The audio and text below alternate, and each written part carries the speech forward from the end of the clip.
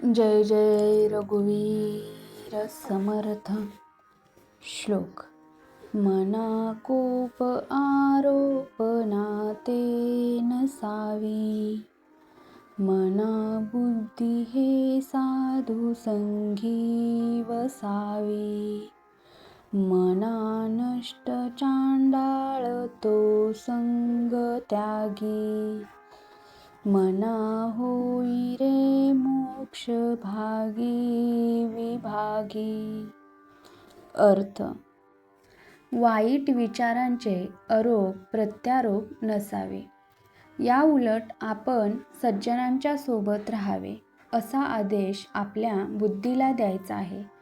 मना तू नसलेल्या चांडाळाचा संग सोडून दे आणि मना तू जो मोक्ष भाग आहे त्यामध्ये सामील व्हावे असा अर्थ आपल्याला या श्लोकामधून श्री समर्थ संत रामदास स्वामी सांगतात.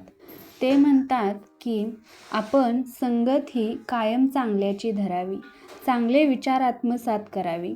जर आपण चांगल्या व्यक्तीसोबत साधू संतांच्या सोबत वेळ घालवला तर आपले विचारसुद्धा चांगले होतील आणि आपल्या मनाला कधीही वाईट विचारांचा अनुभव येणार नाही, वाईट संकटे आपल्यावर येणार नाहीत.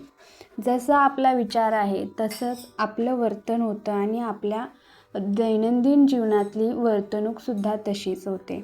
म्हणून आपण सदैव बुद्धीला सज्जनांच्या सोबत वेळ घालवायचा आदेश द्यायचा आहे. आपण नसलेल्या चांडाळाचा संग सोडून द्यायचा आहे आणि आपण आपल्या मनाला जो मोक्षमार्ग आहे तो ज्यामध्ये आपण सहभागी व्हायचा आहे असा अर्थ आपल्याला श्री समर्थ संत रामदास स्वामी सांगतात.